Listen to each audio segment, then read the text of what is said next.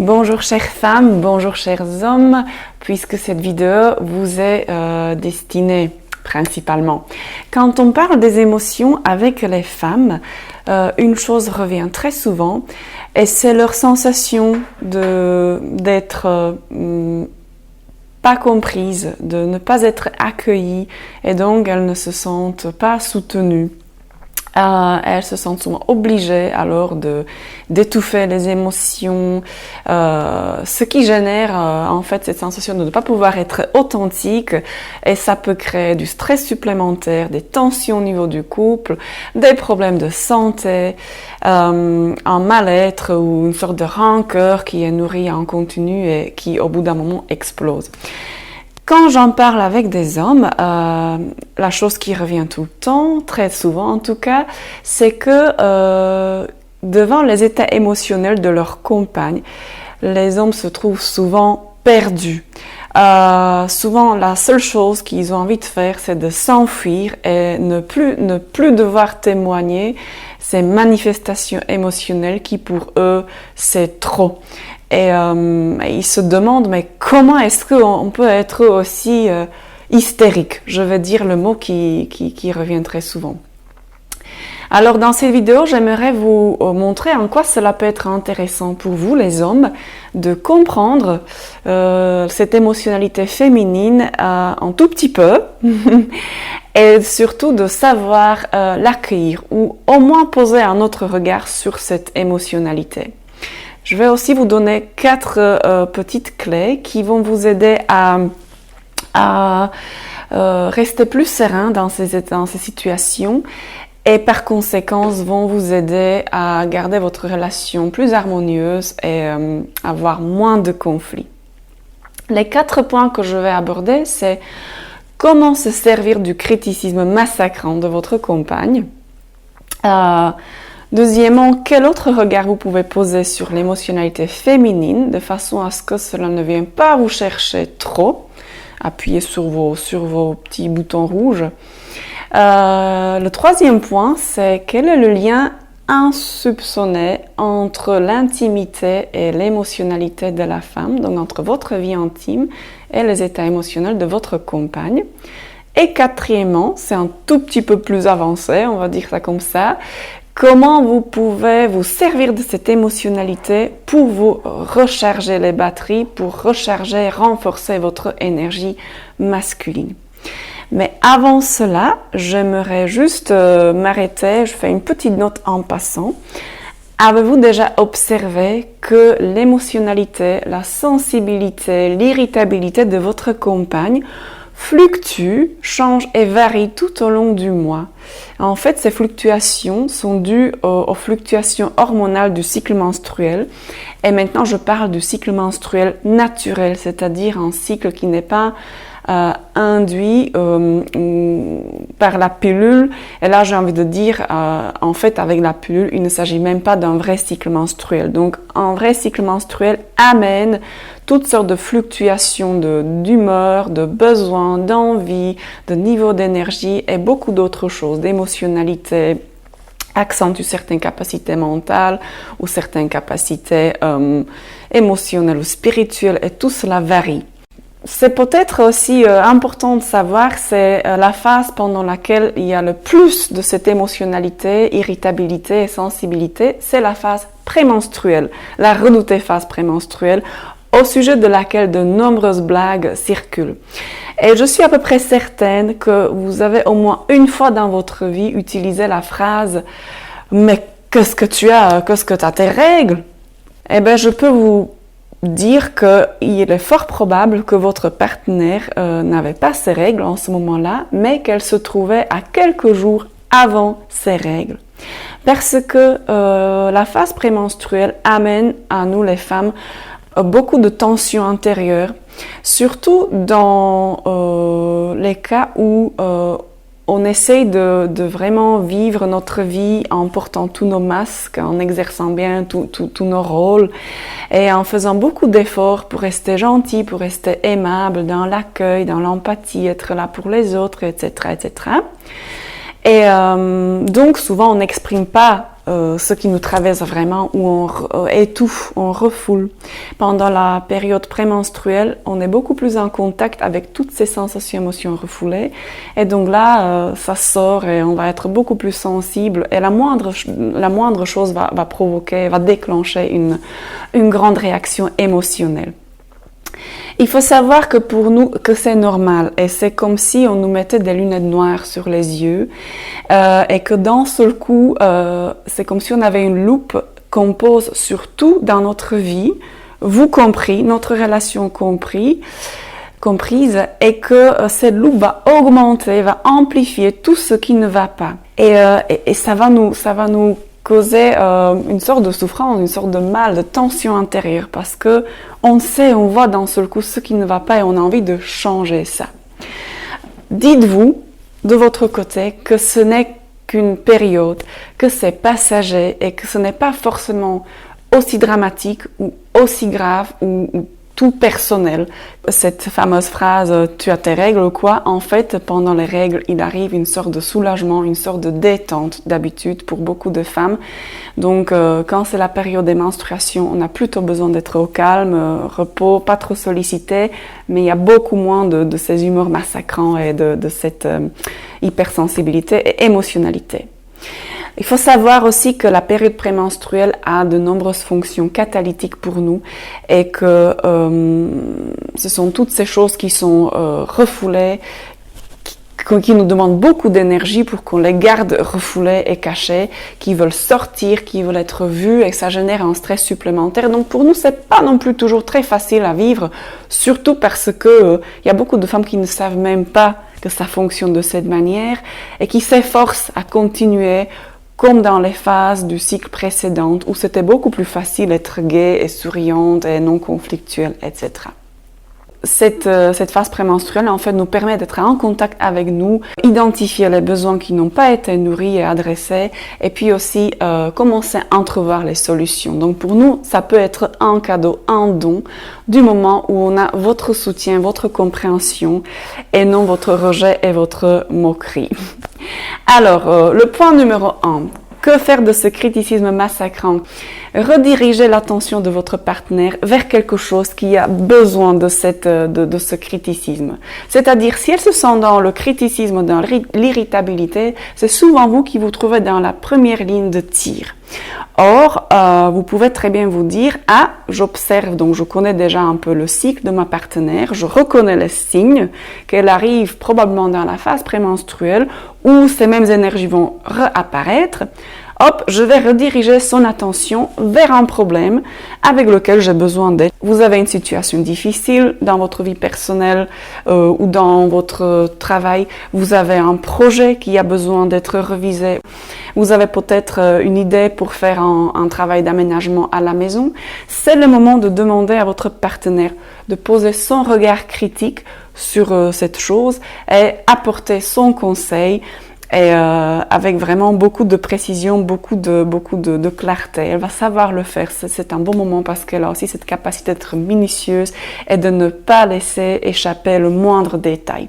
Donc voilà, essayez d'en profiter pour quelque chose de constructif et détourner son attention de vous, de ce qui pourrait l'irriter chez vous, de ce qu'elle pourrait critiquer chez vous. Et si elle le fait, essayez de ne pas le prendre trop personnellement.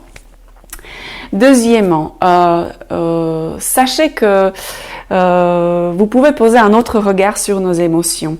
Et c'est tout simplement, comme je dis tout à l'heure, nous les femmes, on a besoin de vivre ces émotions parce que c'est notre manière de travailler, de gérer des situations difficiles. C'est notre façon de s'orienter dedans, de naviguer et de sortir après à l'autre bout du tunnel et de trouver une solution.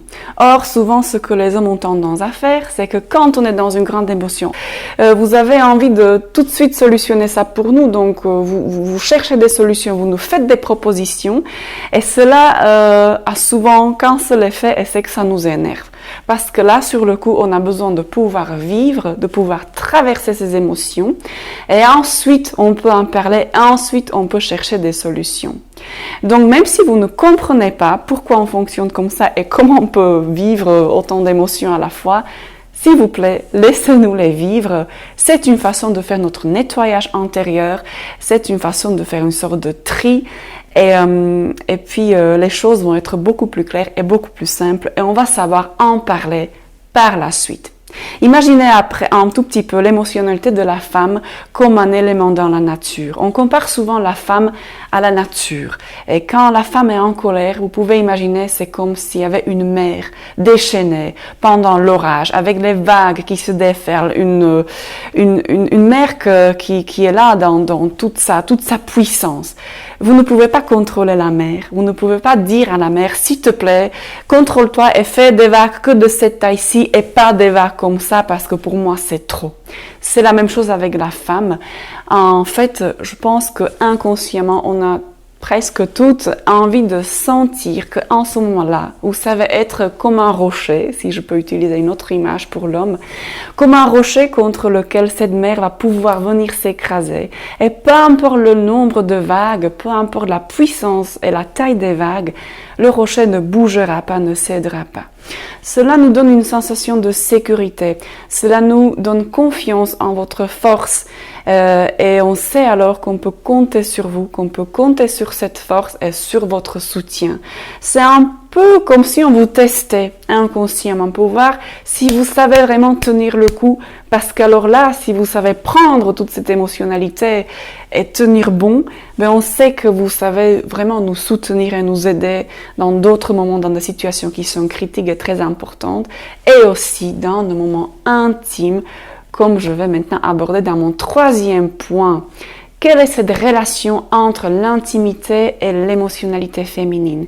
Eh bien, j'imagine que comme la plupart d'hommes, vous avez envie d'avoir dans votre lit une déesse, c'est-à-dire une femme qui est bien dans sa peau, qui est authentique, qui n'a pas peur de s'exprimer, de bouger, d'émettre des sons. Une femme qui vit tout ce qui la traverse à fond, qui ne met pas de filtre, qui ne se contrôle pas. Bref, une femme qui est juteuse et qui est vivante. Eh bien, sachez que cette émotionnalité, cette sensibilité, si elle est présente dans vos moments intimes pendant que vous faites l'amour, elle est forcément présente aussi partout ailleurs chez cette femme, dans tous les autres domaines de sa vie. Vous ne pouvez pas vouloir avoir une déesse au lit qui est connectée à tout ce qui la traverse et après vouloir avoir une femme qui fonctionne plus comme un homme dans tout le reste des domaines de votre vie commune. Ce n'est pas possible, c'est tout ou rien. Ou autrement dit, le jour où elle se trouve dans un grand état émotionnel, dans une grande colère ou un chagrin que vous sentez dépassé et vous commencez à lui dire « contrôle-toi, ressaisis-toi, cesse d'être hystérique » et ce genre de phrases, peut-être elle va le faire parce qu'elle va avoir envie de préserver la paix dans le ménage, mais sachez qu'elle va commencer à exercer ce même contrôle dans vos moments intimes. Si elle est trop pour vous, quand elle est émotionnelle, fâchée, triste, furieuse ou irritée, et qu'elle ne peut pas vraiment vivre tout ça à fond, elle va avoir peur d'être trop pour vous, même quand elle s'abandonne au plaisir, elle va avoir peur d'être trop, elle va pas s'autoriser, elle va commencer à se contrôler. Et j'ai besoin de dire plus. Et le quatrième point, c'est, comme je dis, un tout petit peu plus avancé dans le sens où une fois que vous savez déjà rester dans la pièce quand il y a cette grande émotion qui passe, ou une fois que vous savez garder votre calme et ne pas rebondir et contre-attaquer ou ridiculiser ces états émotionnels, mais que vous savez vraiment juste rester là comme une sorte de soutien, vous pouvez alors travailler consciemment avec toute cette énergie qui vous vient. Comme j'ai dit tout à l'heure, ces énergies-là, c'est vraiment comme des énergies dans la nature, comme les énergies d'un élément qui se déchaîne, un volcan qui explose ou un orage qui est là, une tempête sauvage, que vous êtes là et que vous admirez. Vous pouvez faire la même chose avec votre compagne et ces grandes émotions qui sont là. Et maintenant, je parle pas des états émotionnels qui sont où elle est violente, où elle va vous faire du chantage émotionnel ou vraiment dire des choses très méchantes. Ça non, on est chacune bien sûr responsable de ses émotions. Mais si elle a juste besoin de vivre cette émotion à sa manière, que ce soit avec des cris, que ce soit avec des coups, que ce soit avec des larmes, peu importe, mais qu'elle a besoin d'extérioriser, si vous pouvez observer ce spectacle avec admiration, à la limite vous pouvez aussi couper le son, vraiment couper, pas de façon évidente et blessante, mais pour vous-même vous dire, ok, je fais un peu l'abstraction du son et vous restez présent juste avec ce qui se passe avec le visuel et vous pouvez vraiment glisser plus dans l'admiration et dans le rôle d'un observateur qui va se dire, oh, mais waouh, mais elle est magnifique, mais toute cette énergie, toute cette colère, ouais, ça c'est ma femme, c'est ça le jus qu'elle a. Et comme je dis, un rapport entre cette émotionnalité et sa capacité d'être pleinement sensuelle. Donc admirez ça, dites-vous que c'est ça que vous allez plus tard retrouver dans vos moments intimes. Donc ça c'est une chose, vous pouvez admirer et en même temps vous pouvez inspirer en vous, vraiment encourager ça intérieurement avec cette attitude, oui, vas-y, encore, je veux encore plus de ce jus, encore plus de cette énergie, et puis vous prenez ça en vous. Vous pouvez imaginer que vous inspirez ça par votre sexe, que vous inspirez ça par votre région du bassin et que ça vient vous renforcer, que ça vient vous remplir. Voilà, c'est juste une petite technique que j'ai appris d'un coach en sexualité consciente qui travaille beaucoup avec les hommes et je la trouve très intéressante et certainement très utile et ça vous permet de faire ce petit déclic entre je me sens attaqué et je prends tout pour moi et je peux en faire quelque chose de constructif et de positif. Et après, tout simplement, quand la plus grande des vagues passe, ce que vous pouvez faire, vous pouvez tout simplement dire à votre partenaire que vous la trouvez belle, magnifique, parce que nous, les femmes, on a vraiment besoin de se sentir accueillies comme on est, avec tout ce qu'on a. C'est très chouette de pouvoir ne pas mettre des filtres, c'est très libératoire de pouvoir être accepté et accueilli et aimé, même quand on est chiante, même quand on est imprévisible, même quand on est hystérique. Ça crée une sorte de confiance vis-à-vis de vous si vous savez nous accepter comme ça et on va pouvoir faire la même chose pour vous en retour. Et donc prenez-nous après dans les bras, serrez-nous et à la limite demandez-nous mais de quoi as-tu besoin pour être mieux maintenant et souvent c'est la seule chose qu'il nous faut pour qu'on arrive à vraiment arriver à une sorte de soulagement, détente. Souvent il y a des larmes qui ont une fonction catharsique qui nous permettent de nettoyer ça et de faire partir. Et là, l'émotion ne va pas rester logée, figée quelque part dans notre corps. On ne va pas nourrir des rancœurs à votre égard. Et tout va passer beaucoup plus vite avec un peu de pratique. Et tout cela va contribuer à une relation beaucoup plus harmonieuse et ça va diminuer énormément le nombre de conflits et de malentendus qui peuvent parfois apparaître quand un homme ne sait pas que faire devant l'émotionnalité de sa femme.